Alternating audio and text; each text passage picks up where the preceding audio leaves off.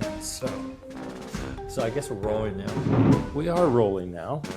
We'll just do a little minute or so and get a test and make sure we're in it correctly. And Well, our sound is good. Mostly that's what we want to hear. and I trim my neck so that I'm far away from it, so I shouldn't Way far away. be scratching it away. No. So we're good and we've got. Well, good morning. Joe and Barry here again to hopefully entertain you with another podcast. I know it's entertaining and it's enjoyable for us to do these things, isn't it? Whether that thing's rolling or not. We are number 6. We're up to number 6. I mean, this is a special Halloween episode with number 6 on podcasts. Well, we're number 1 in terms of cool guys and photo people. I think we had the best podcast ever last time, so hopefully you can match it this time. So anyway, let's start with feedback. We've got some feedback. I've got from our last podcast. Ed, we're glad you stuck around and had the patience to wait for us to come back, because this is just a great comment, you know. Good to see you both again, and Ed, it's good to hear from you again. But we were talking about megapixels and cameras, and what you wrote is just we're both loving it. For me, 6 megapixels is sufficient. I have cameras with a lot more than that now, but that's what my first DSLR had. 6 megapixels can be printed 10 by 7 or larger with no problem. Well, I agree. We talked about that. Well, your portrait, 2024 was with 12 megapixels. So, and images I've taken look fine in print or on screen. And friends and family, this part is, have viewed my photos, have never said, gee, that would have looked better if I had used a camera with more megapixels. That's awesome, because, I don't remember clients ever saying, well, if you'd have had double the megapixels, the picture would have looked better for me. No. They see the picture, not the technology. And also they see the photographer. Well, I think that when it comes to clients, there's an old saying in the wedding photography business, they like their photographer, they'll like the photographs. I think that's part of it too. I think you're probably... If it was a nice experience for them. Yeah. So if I make a lousy image, Ed says, more megapixels is not going to make it better. And he's looking forward to this episode today. Oh, I hope so. Yeah, Ed, thanks again. What you're saying is just spot on. We're totally agreeing with all that. Yeah. So okay, the news isn't much, but Kodak announced 2 new films. Back in the 70s, I guess, I would shoot Kodacolor film. And so they introduced, there you go, that's Kodacolor 200, this is Kodacolor 100. Now, according to all the geniuses on the internet, this is not really a new emulsion. This is a repackaging of Kodak Pro Image 100. I've always wanted to shoot Pro Image 100, so I'm kind of looking forward to it. But in the winter in Colorado, color is something that's lacking in their environment. Oh, totally. It's kind of gray and brown. So I'm looking for some colorful subjects, maybe a car show or something. I can shoot this. I think they said that the 200 was another repackaging of another Kodak film, but I can't remember what it was. And if I know, I'll put it down here for you. And I'm looking forward to shooting these films. And I don't know when it's going to happen, but when we do, we'll show some of the results here. Yeah. Because really, with these deep freezes overnight, the last 2 nights, the color in the leaves is even going to go fast for you to get out. I think if we get some, like our tree out here, it has no leaves anymore. Yeah. They were gone. So do you have anything new that you're going to talk about? You know, I've got one quick thing I'll add that's new. Oh, cool. I had a really cool and fun photo shoot a couple weeks ago with the Opera Colorado. Oh, yeah. It was to photograph a rehearsal, La Traviata. Was it a dress rehearsal or just a rehearsal? No, just a rehearsal. And I didn't really find out how many rehearsals they do, but it clearly was in mostly street clothes and a little bit of costuming. But I went down there to photograph it in a location I hadn't worked with them before. Was it a theater? No, it's their office space, and they have enough room for a nice stage where they can. I'll be darned. They'll tape off the dimensions of their full stage and work there.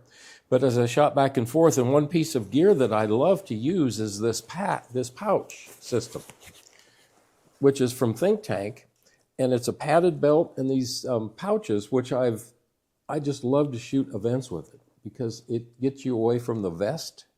It gets me away from just one bag weighting down my shoulder. But what I did Plus, is... it's easier to shoot without a bag on your shoulder. Oh, totally.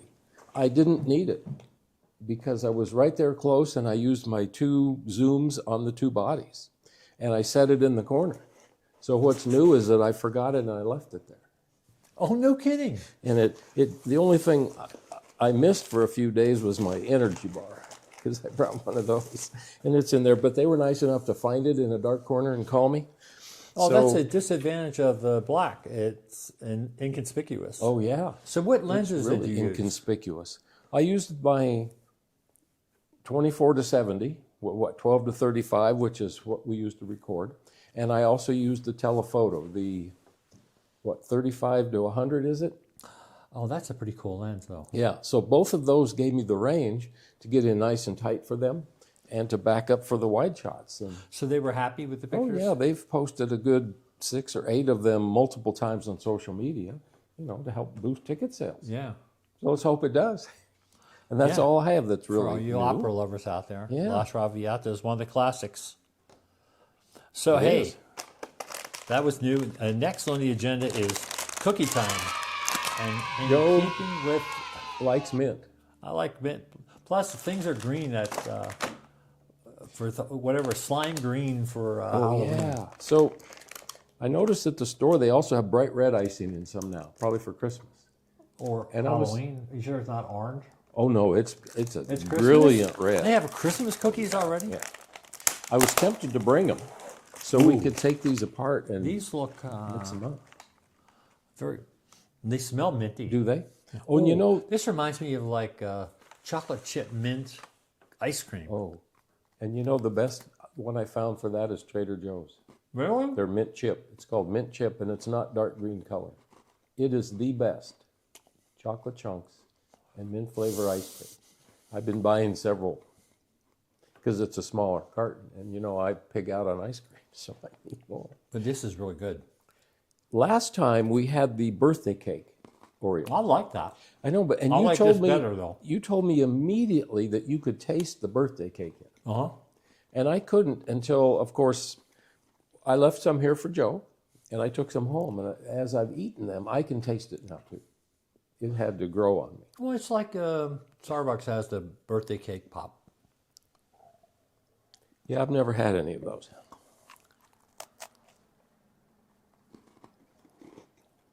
Okay, the big question is,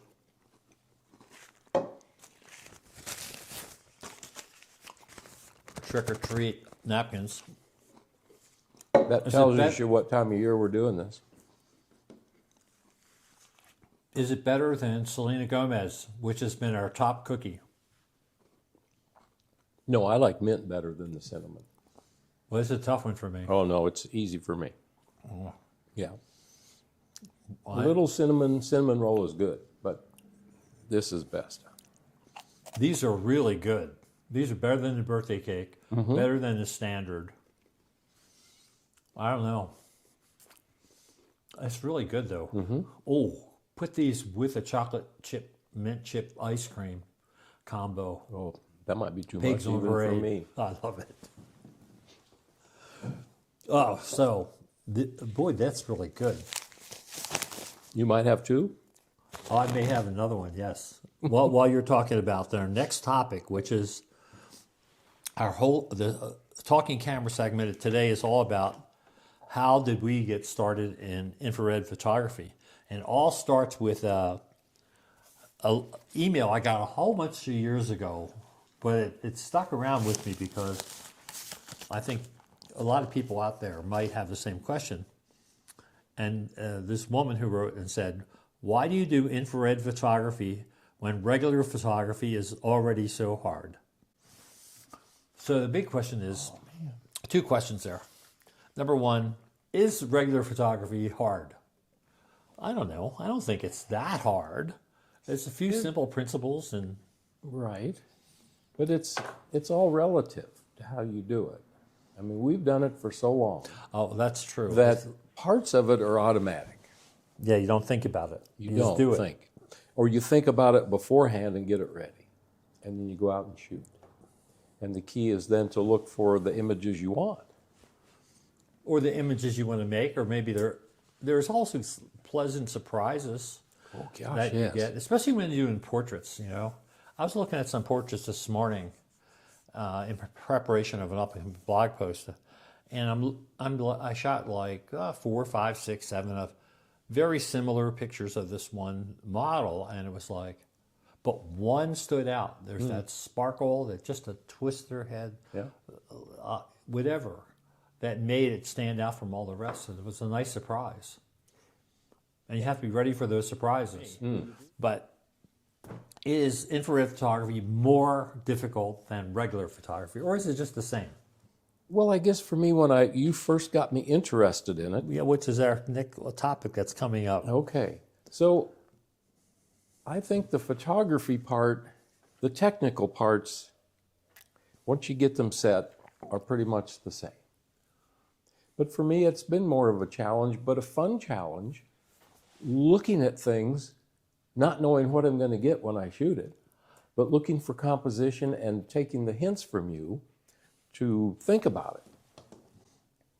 See, that's the thing, and I don't know if I mentioned this on a podcast before, is infrared lets you make pictures of something that if you were taking them with a normal camera, it would be okay or not that exciting. But Yeah. when you're seeing it through infrared light, it's a totally different thing. And as I may have mentioned, one guy wrote me an email. He said he loved infrared photography because the only time he could shoot was on his lunch hour, and was the absolutely worst time of day to shoot regular photography, but it was the perfect time of day to shoot infrared. So he would go out on his walk and shoot all kinds of interesting pictures that he wouldn't normally photograph with a regular camera or with a film. Well, I agree with that and think that's good, a good thought process, because it is to go out and shoot at the time of day when we wouldn't be out normally doing Yeah, because like when we do our Hudson Gardens expeditions, we usually hit there 12 to 1. Mm-hmm. Primo infrared time. Infrared time. Which brings us to the first of 4-part questions. That's why do you shoot infrared photographs? Okay. So why do you shoot infrared photographs? I shot them because you kept telling me so much about them, and you showed So me I your beat it images, to death. but in the nicest way. And you would talk about conversions and cameras and back in the day with your filters on the cameras. And I was at first not really intrigued because I thought, oh, well, now I got enough going on. And then I started Oh, to wait a think minute. about Are you it. telling me that regular photography was already so hard? You didn't It want to wasn't go into hard. it? I was fortunate that I had a lot of work. So I didn't want to devote the time. And then as I moved along in cameras, I kept a GH4. We'll get into cameras in a minute. So I converted it and I had one. And we went out and I'd watch you shoot and I'd look at things. And But you shoot That's everything why. very different than me.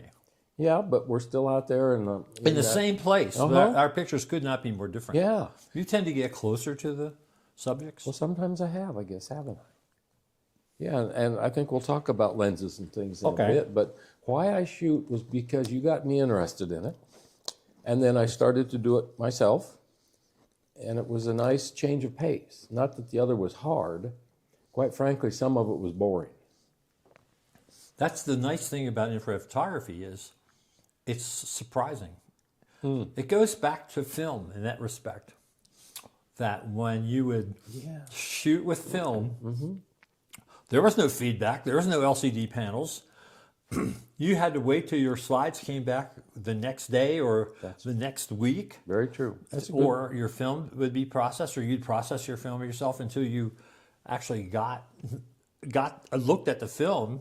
You wouldn't know what you had. Yeah. So it was that same thing, except you don't have to wait. it's a good You can comparison. see it right away. So it's a lot like shooting film. But still, to look at it through the viewfinder is different than how you might finally process it. So I've tried to get That used is to very that. true. Yeah. Especially depending on the kind of camera and filter that you use inside the camera, the conversion. We're going to be talking mostly about converted cameras. If anybody is interested in camera filters, I have a video on that subject, and I'll put a link below that you can look at the filter kit that I used to use for making infrared images. The big thing is, of course, with a converted camera, you can shoot it just like a regular camera. You don't have to worry about these super dense filters that produce long shutter speeds. And out here in Colorado, it seems like it's always breezy. So you shoot a tree or landscape, and those leaves, even if they're moving a little bit, they're going to be blurry. But a converted camera, they'll be sharp. You can shoot it 125th of a second or more, and then it'll still be 125th. Okay, right. So are there other reasons why you got into this? Well, I got into it with infrared film in the 70s. There was a photographer named Norman Rothschild who used to write for Popular Photography. I remember that byline. He had a monthly column, and he was always interested in special effects and filters and stuff like that, and goofy lenses, and it just caught my attention, and so I started shooting infrared film. Back then, you could get infrared color film, which was infrared, Ektachrome infrared was called, and it would be I think an E4 process, E4 film process. And when I lived in Maryland, we had the 24-hour turnaround on slide film, and so you were getting instant feedback from that. And I loved it. I shot the black and white film. I processed it myself in my own bathroom in my house. And I was thinking about that the other day. I thought, I kind of missed that whole feeling of going into a dark room, loading up your tank, and then processing your film and pulling the wet film out. To take a peek? That is such a cool thing. I mean, I miss that. Don't you miss that at all? No. I'm sorry. I really do miss it. don't. It's the whole craft aspect. We went from a craft to a skill, I think. And maybe there's no difference in that. So there's the craft of maintaining the right temperatures and the right agitation and all that to get the negatives, whereas now we got it right away, but how we process, especially when it comes to infrared, because you can process it a lot of different ways. Yeah, I mean, I do remember that anticipation of unrolling that film just a bit as soon as it was ready, just to take a peek. It was cool. The printmaking, I miss that part of the craft. To just see that that's image interesting, because I kind of miss it, but I kind of don't. I used to print in my kitchen, and it had a window in the kitchen. And so I couldn't only print at night. Okay. So I would be out printing at 11, 12 o'clock at night and making prints, because that's the only time I could do it. Yeah, that would. And I've never had a darkroom since I moved to Colorado 40-some years ago. Okay. I brought all my darkroom equipment, but I never set it up. So, which brings me to the second part, is what kind of things do we photograph in infrared? I kind of tend to photograph bigger landscape. That's why I love going to Zion, which I think is Zion National Park is like the best infrared experience I've had so far. Okay. But you like to do close-ups of plants and I've tried even macro stuff. Just as Did you use a macro lens for any of the infrared? Oh yeah, that's the beauty of this camera. I can interchange it with all my lenses. Well, you have that 60 mil. We both have the 60 millimeter Olympus, which is like a really great macro lens. Yeah, but I discovered as I was experimenting and learning that you don't always get the best when you're in real close and tight. So I've widened things out. Oh. And on some trips to Florida, it's been the next best thing to go into the tropics and way down south, because all those palm trees and all the greenery, and I could contrast it with buildings and palm trees. For anybody who hasn't shot infrared, look like angel wings. I just love the way palm trees photograph. Yeah. When I photographed them in in Mexico and Acapulco. I love. My friend who lives in Colombia wants me to come down there to shoot in the jungle. I've always wanted to do that. I can't even imagine what that would be like. No, it would be overload. It would be a killer, I'm telling you. You would just need some really big capacity cards and just go crazy. I saw that what OWC has some huge 256 gigabyte cards. Yeah, they're big. They have bigger than that now. Really? For everybody wanting to shoot all the 4K and whatever. 4K video just gobbles it up. Yeah. Wow, I don't have anything that big. Yeah.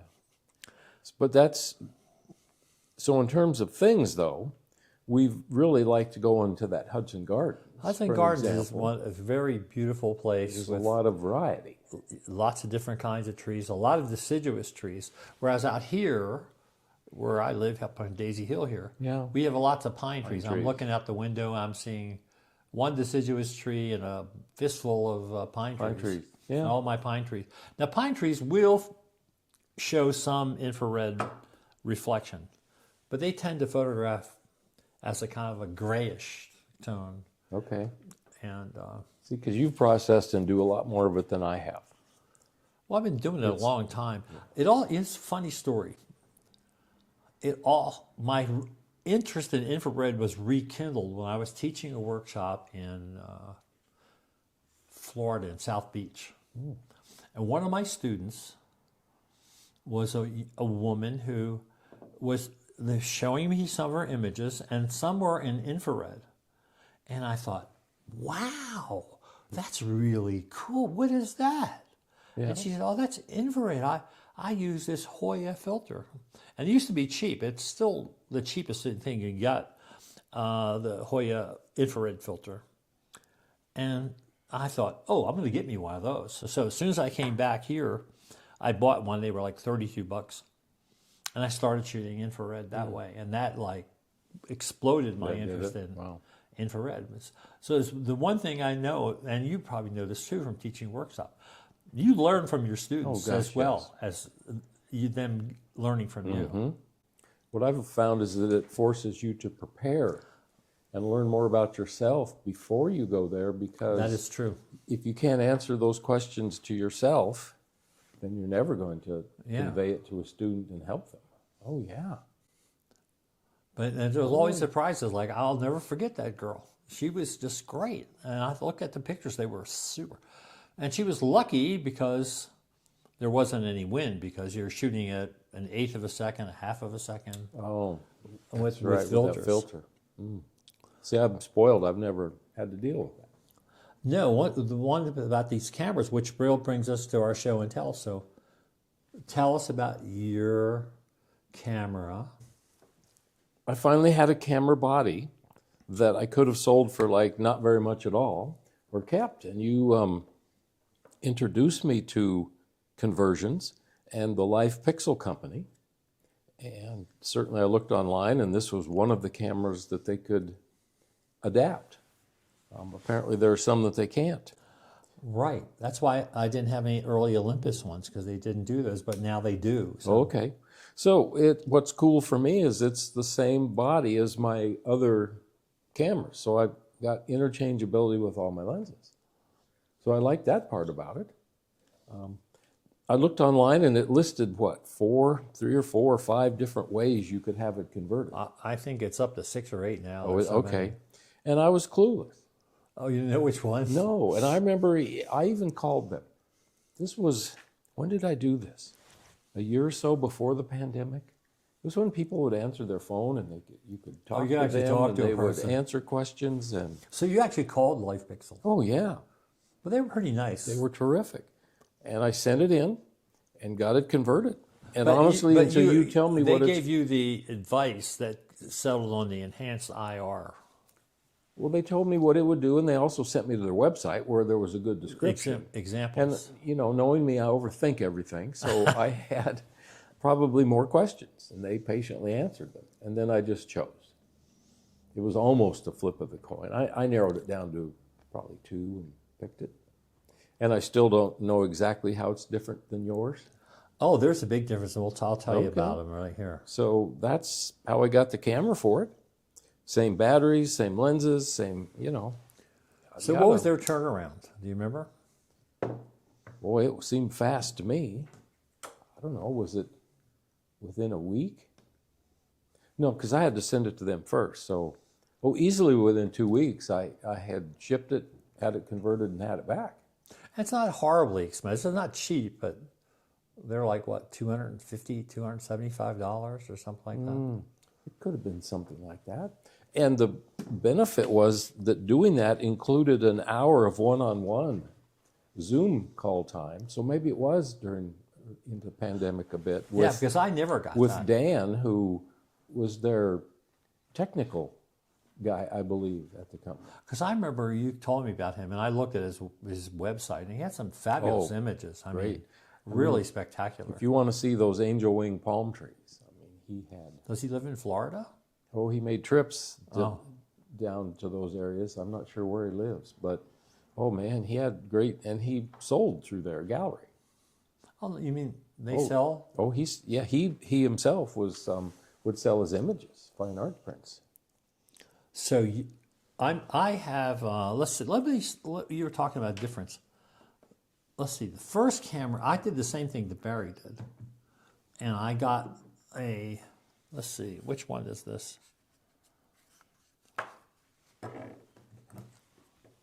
I have three. That's overkill, I know, but what am I going to do? This was a G5 that I bought a long time ago. And it was sitting around just like your camera was. It was just sitting around doing nothing. And used digital cameras depreciate fast. I mean, yeah, like faster than a car. Unless you have one with a CCD sensor, which seems to enhance their value a little bit. So this was a G5. This is the first camera I bought, Micro Four Thirds, after I went to the launch of this camera at Sonoma, California. And I thought, wow, this is so cool. And we both met our friend Mark Toll, who worked for Panasonic at the time, and he showed me the lenses. And between the Olympus and Panasonic lenses, there were over 200 lenses available for the system, and that really appealed to me. And the size of the camera, I mean, it's pretty small. I mean, they seem to have grown in recent years. So I went with the standard IR, which is 720 nanometers. And the big thing about that is this 720 and thereabouts will produce the purest black and white, although your file will not look black and white. And one of the tricks that I do is I set the camera in RAW plus JPEG mode and then set it in monochrome mode so that when I look at the preview on the preview screen, it's in black and white, and it gives me a rough idea of what a processed image will look like. Oh, okay. And one of the differences between this camera and that camera is that is a 665 nanometer conversion, which is what my G6 has. And this enables you to do the blue screen. Maybe we can drop in a picture here for the show. A blue sky in a otherwise black and white monochrome image. You can't do that with this camera, but at the same time, while LifePixel and others will say, well, you can still get a good black and white from the 665 nanometer conversion, it's a little trickier. It's a little more work. Not so much with the 720, because there's no natural color light hitting the filter where there is some here. Oh, that you just reminded me of what helped me make my choice, because I talked to them. My main goal was black and white images in infrared. It's coming back to me now. Good Lord. And it was a compromise, because they said this would do some color too. Yes. And it was the good blend for me to do instead of all one or all the other. Thank you for reminding me of why I got that. That is the advantage of it. I remember the first time I processed, and it's pretty simple. I have a blog post, maybe I'll put a link on below to my blog post that shows how to do the blue sky conversion, because it's pretty simple to do in Photoshop. And the first time I did it, I remember our friend Cliff was visiting with me. Yeah. He had come by, and I said, "Cliff, look at this shot." It was like, wow. It was like, that was so cool. I couldn't believe it, how different it looked. Yeah. Just adding that little bit of color. But if you really want to add color, then we go to the Total Insane. This is a GX1 Lumix. This is their first. Well, it's a first. I think it may be in their second. I think the GF1 was their first digital camera. This has the hypercolor filter, which has no nanometer rating, but produces files that you can turn into all kinds of colors. It's just amazing what you can do with it. Well, that's what you've taken on some of our recent walks. It is the one that Yeah. I have fallen in love with. It's like I went through this transition from black and white to blue skies to total color.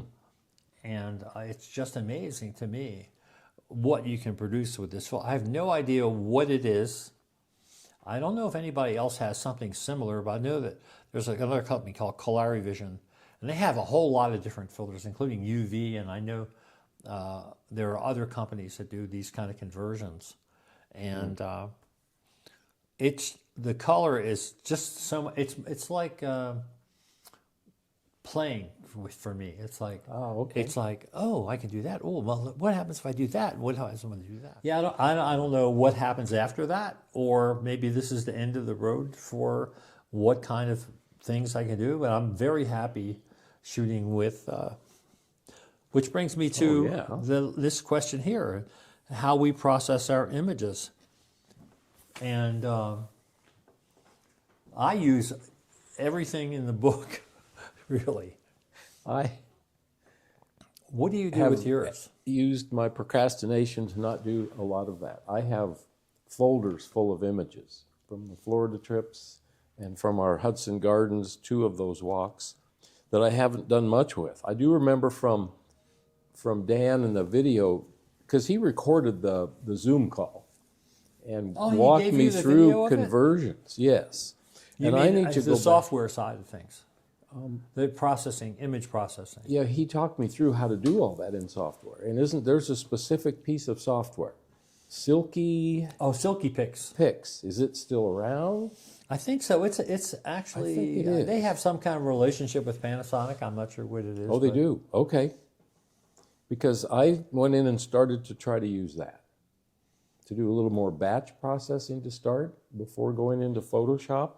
And I would pick favorites, and I worked on 3 or 4, and then life moved on, and so I have those to work on. Have you tried using it with Lightroom? Because I know you're a big Lightroom guy.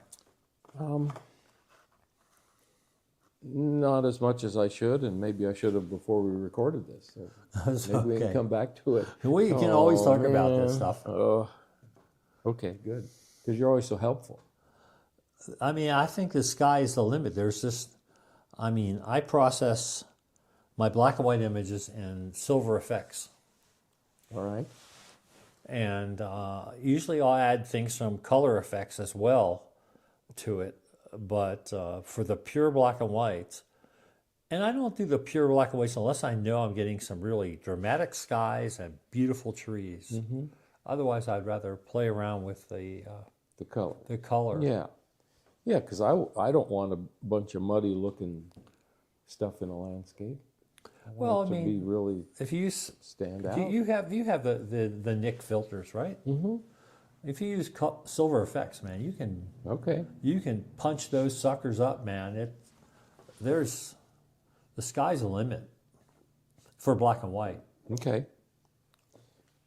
Well, it's got me rethinking it again, so it's a good topic for you. Yeah, at this time of year when the infrared is probably not the best, I think looking out here, every one of the deciduous trees in the back are leafless, but we have one over here that's partially got some leaves, and then there's another linden over here that still has full of leaves, so they're all yellow. I saw it driving up the street. So this is the time of year, and especially as it gets colder and snowier, to sit down with what I have. Well, to I mean, work I in don't the- need to go get new images. I think I have more than enough to. But work you on can it for now. shoot stuff in the snow. I shot this area out here in the snow with infrared. And while it may, you may look at it and say, well, this just looks like a black and white image. But I think if I had made a black and white image at the same time, it wouldn't look the same. Oh, So okay. there is a difference.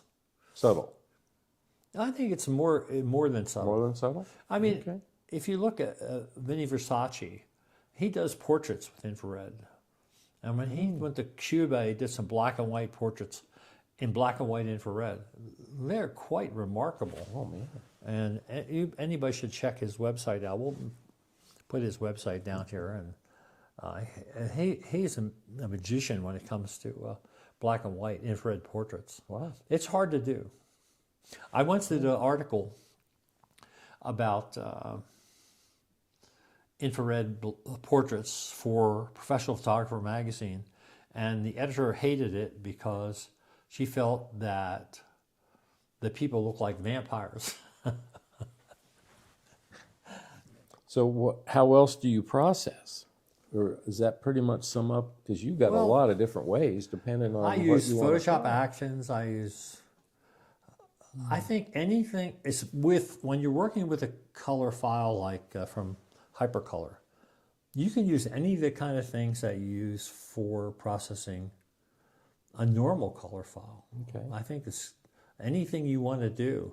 And sometimes I make mistakes. I'll go in and accidentally select a filter, the wrong one, and then I'll look at it and I'll say, wow, that looks pretty cool. Oh, okay. And there are lots of happy mistakes, I think, when it comes to processing infrared. So after we do a shoot, you got all your images.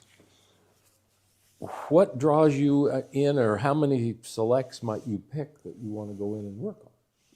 You know, I think it changes. And I think also over time, I think I'll pick, out of 100 pictures, I may pick 3 to 5.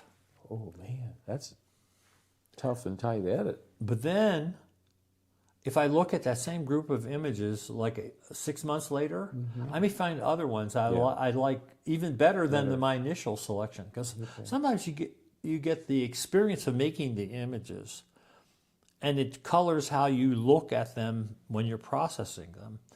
That maybe, even this with portraits, I see that, is if you look at it later, think, well, how didn't I see this? This looks really good. How did I miss that? Yeah. Because you're so removed from the shoot that now you're at just here's the image. Doesn't matter how easy or how hard it was or what you were thinking at the time. It's actually, you're coming in really with a new set of eyes. Yeah, it's all new. Yeah, I'm not to that yet with the infrared. I mean, I understand what you're saying totally with portraits Well, I are think just it a works job. the same way. I think it's no different.